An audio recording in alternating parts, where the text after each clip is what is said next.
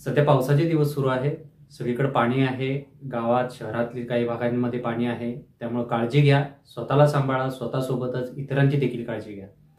आज आपण जो विषय मांडणार आहोत, हा विषय अत्यंत महत्त्वाचा आहे आणि हा विषय जो आहे तो फक्त शहरी भागापुरता मर्यादित राहिलेला नाहीये.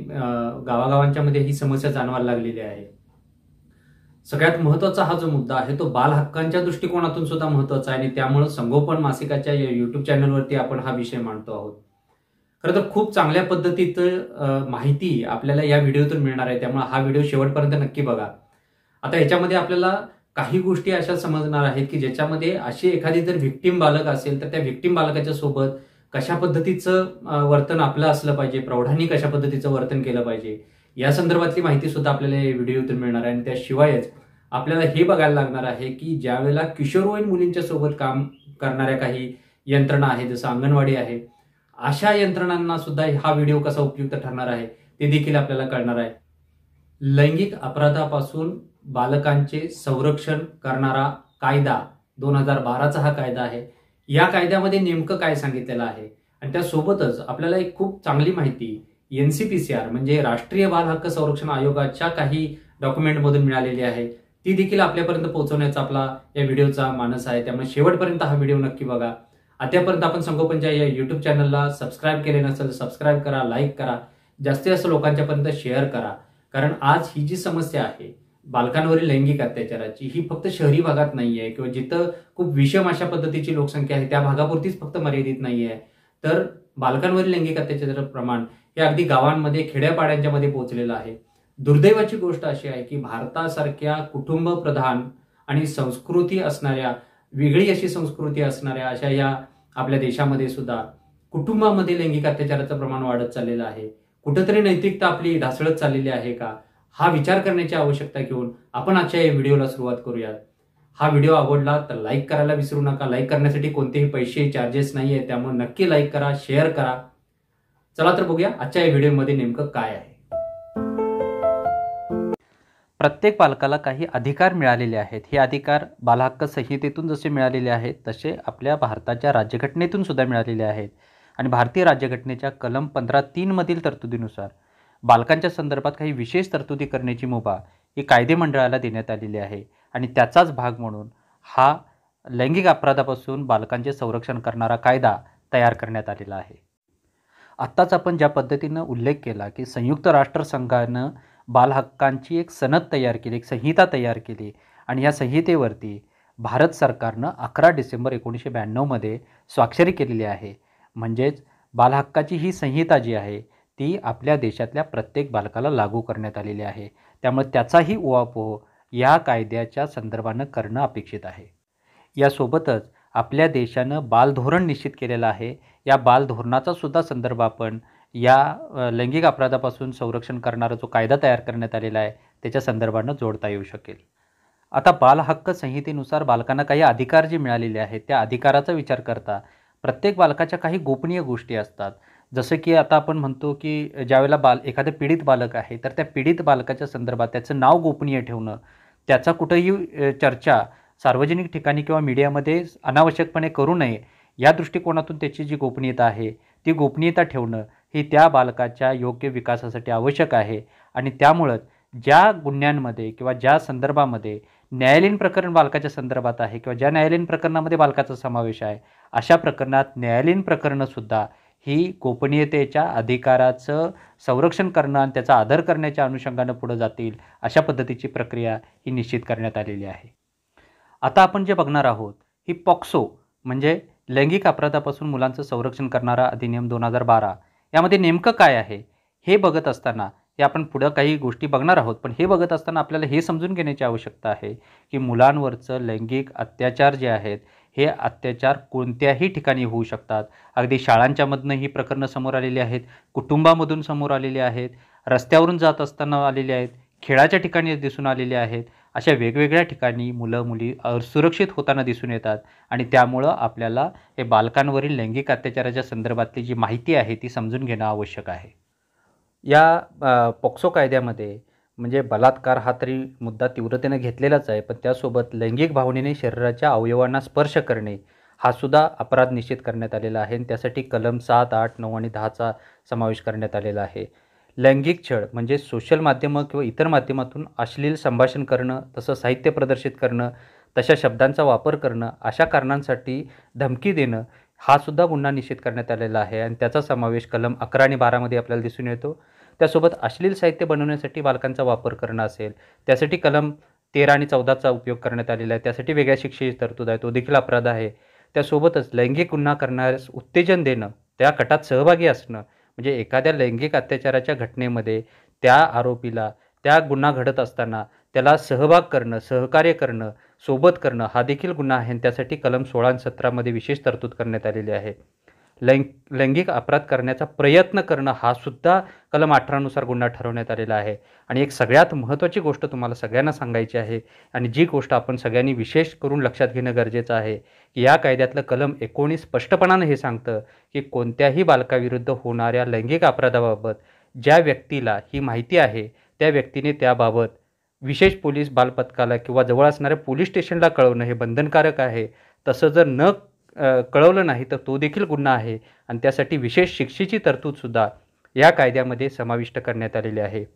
त्यामुळे आपण हे गोष्ट लक्षात घेणं खूप गरजेचं आहे की आपल्याला जर माहिती समजली तर ती आपल्यापुरती मर्यादित न ठेवता ती पोलिसांना देणं आणि अपराधाला शिक्षा करणं हे महत्त्वाचं आहे. कोणत्याही व्यक्तीवरती होणारा लैंगिक अत्याचार जो आहे हा केवळ शरीरावरती होतो असं नाही, तर त्याचा मनावरती होणारा परिणाम जो आहे तो अधिक खोलवर असतो आणि त्यामुळं जेव्हा छोट्या छोट्या बालकांवरती सुद्धा लैंगिक अपराध घडतात तर अशा वेळेला बालकावरती काही लक्षणं दिसतात. प्रत्येक वेळेला ते बालक स्पष्टपणानं काही गोष्टी सांगेलच असं नाही, पण अशा वेळेला आपल्याला पालक म्हणून एक सुजाण नागरिक म्हणून आपण ह्या गोष्टी समजून घेण्याची आवश्यकता असते. ही लक्षणं नेमकी काय आहेत ही जर आपल्याला समजली तर त्या बालकाचं काहीतरी बिनसलेलं आहे हे समजून घेण्याची खूप गरज असते आणि त्यासाठी आपल्याला ही पुढची माहिती अत्यंत उपयुक्त ठरणार आहे. बघूया आपण नेमकं याच्यामध्ये आपल्याला काय माहिती मिळते. मुलांच्या काही बॉडी पार्ट्समध्ये, प्रायव्हेट बॉडी पार्ट्समध्ये काही वेळेला काही हलक्या जखमा दिसतात किंवा काही व्रण दिसतात, पण हे जे व्रण असतात हे व्रण मुलं स्पष्टपणानं सांगत नाहीत. तर अशा जखमा ज्या असतात ह्या समजून घेणं खूप गरजेचं आहे. त्याचप्रकारे जर मुलांना चालताना, बसताना जर काही त्रास होत असेल तर तो त्रास का होतो हे समजून घेणं खूप गरजेचं असतं, कारण अशी बालकं जी आहेत ही लैंगिक अपराधाला बळी पडलेले बालक असू शकतात. नेहमी उत्साही असणारं बालक अचानक त्याला थकवा जाणवायला लागत असेल, सातत्यानं हा थकवा जाणवतोय किंवा झोपताना देखील त्याला काही त्रास होतोय, अशा परिस्थितीतील बालक हे विशेष लक्ष देण्याची आवश्यकता असते, कारण असं बालक हे लैंगिक अपराधाला बळी पडलेलं असू शकतं. शाळेत नियमित येणारं मूल जेव्हा सातत्यानं गैरहजर राहायला लागतं, शाळा चुकवायला लागतं, अशा वेळेला शिक्षकांच्याकडून देखील ह्या गोष्टी लक्षात घेणं गरजेचं असतं, कारण असं मूलसुद्धा कुठल्या तरी लैंगिक अत्याचाराच्या एखाद्या घटनेचं पीडित असू शकतं. याच्यासोबत मी आणखीन एक मुद्दा सांगेन की फक्त अनुपस्थित असणं नाही, तर पुढं बसणारं मूल जेव्हा सातत्यानं पाठीमागं बसायला जातं, इतर मुलांच्यामध्ये मिक्स होत नाही, खेळायला जात नाही, त्याचा होमवर्क कंप्लीट होत नाही, अशा छोट्या छोट्या गोष्टीसुद्धा बघणं गरजेचं असतं, कारण हा सुद्धा एक सिम्पटम असू शकतो, हा सुद्धा एक लक्षणांचा भाग असू शकतो. काही वेळेला एखादं मूल अचानकपणानं काही वेगळ्या प्रकारच्या आक्रमकता दाखवतं, एखाद्या विशिष्ट परिस्थितीमध्ये एकदम आक्रमक होतं, व्हायलंट होतं, अशा वेळेला सुद्धा हे व्हायलंट होणं किंवा हे आक्रमक स्वरूप धारण करणं याच्या पाठीमागची कारणं समजून घेणं गरजेचं असतं, कारण असं लक्षण असणारं मूल हे सुद्धा लैंगिक अत्याचाराला बळी पडलेलं असू शकतं. काही वेळेला एखाद्या बालकाच्या संदर्भामध्ये ते असे काही रिॲक्शन देतं की ज्या माध्यमातून आपल्याला त्याचा अर्थ समजून घेण्याची गरज असते.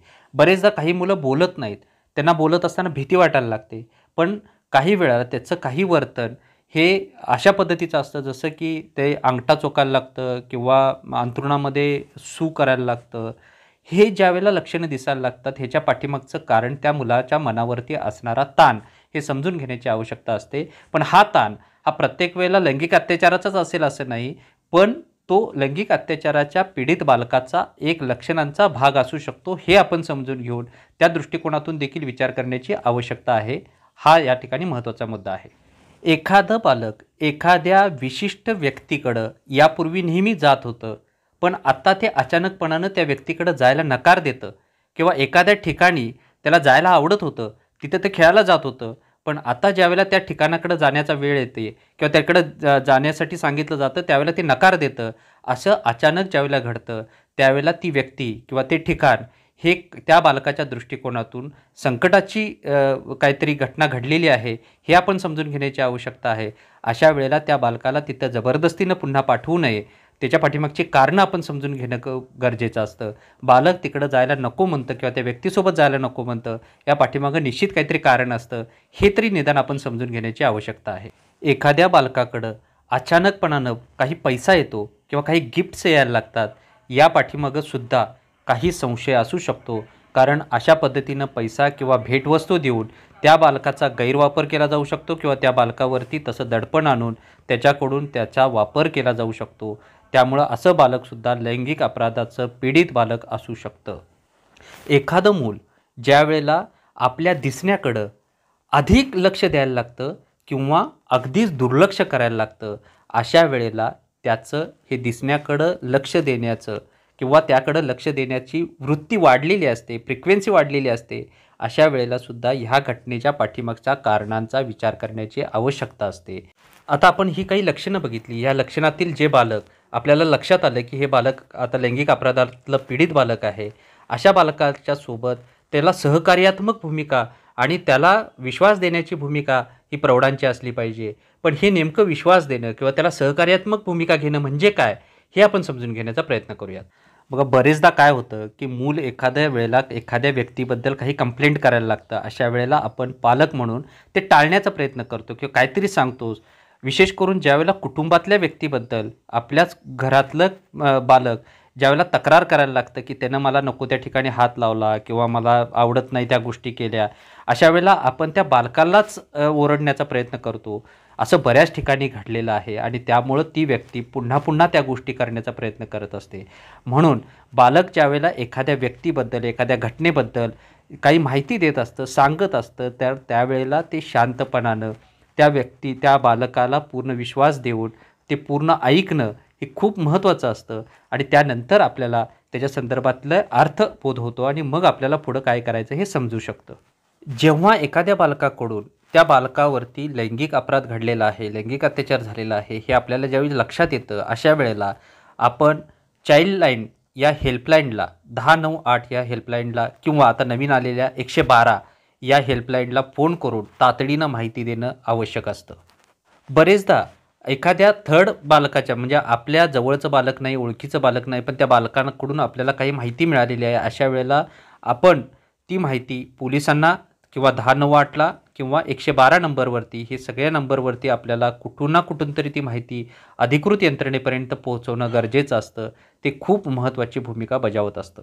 पॉक्सो कायद्याअंतर्गत काही गुन्ह्यांमध्ये प्रत्यक्ष बालकावरती म्हणजे लैंगिक आघात झालेला नसतो किंवा त्याच्यावरती बलात्कार झालेला नसतो.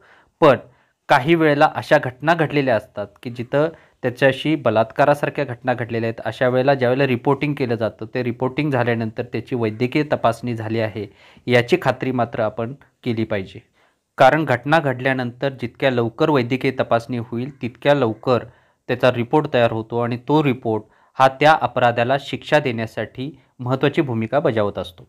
या व्हिडिओच्या सुरुवातीला आपण बघितलं की सेक्शन 19मध्ये असं स्पष्टपणानं उल्लेख केलेला आहे की ज्याला ही माहिती पहिल्यांदा मिळालेली आहे त्यानं ती जवळच्या पोलीस स्टेशनला देणं हे खूप गरजेचं असतं. तो गुन्हा नोंद होणं खूप गरजेचं असतं आणि तो जर नाही दिला तर त्याची शिक्षेची तरतूद करण्यात आलेली आहे. त्यामुळे अशा बालकाच्या संदर्भामध्ये आपल्याला तर माहिती मिळालेली असेल तर एक सामाजिक उत्तरदायित्व म्हणून सुद्धा आपण ती पोलिसांना देणं खूप गरजेचं आहे.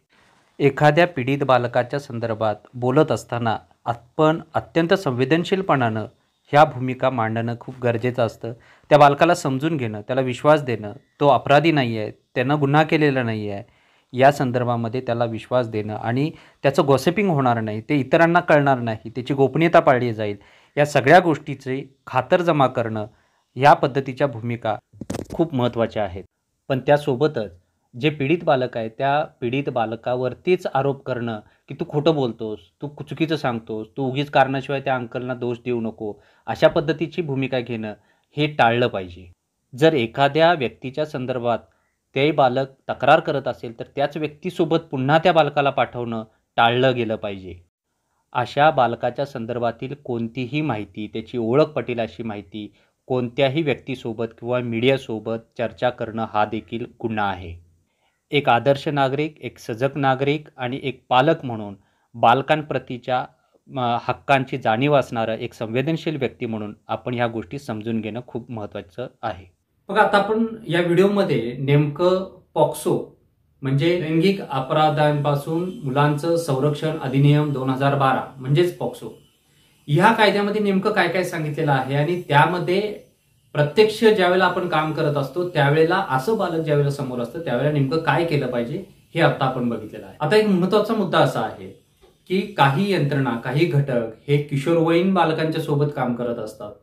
अशा वेळेला हा जो घटक आहे, हा जो मुद्दा आहे किंवा बालकांवर लैंगिक अत्याचाराचा जो घटक आहे तो त्यांच्यापर्यंत पोहोचवण्याची आवश्यकता असते. त्यांच्यासाठी सुद्धा हा व्हिडिओ उपयुक्त ठरणार आहे.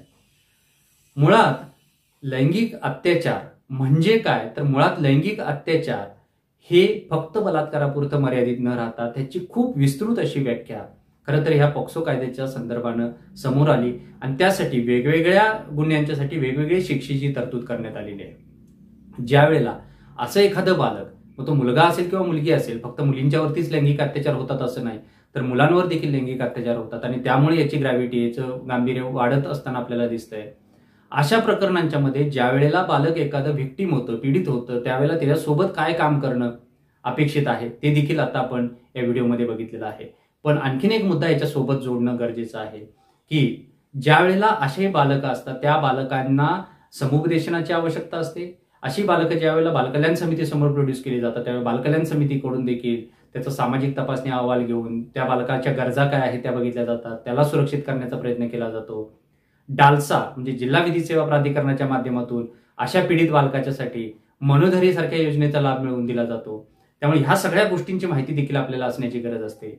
ज्या वेळेला एखाद्या बालकाला काही समजत नाही आहे किंवा त्या कुटुंब हे साक्षर नाही आहे, त्या बालकाला माहिती मिळत नाही आहे, अशा परिस्थितीतल्या कुटुंबासाठी बालकल्याण समितीकडून सपोर्ट पर्सन देण्याची तरतूद देखील या कायद्यामध्ये नमूद करण्यात आलेली आहे.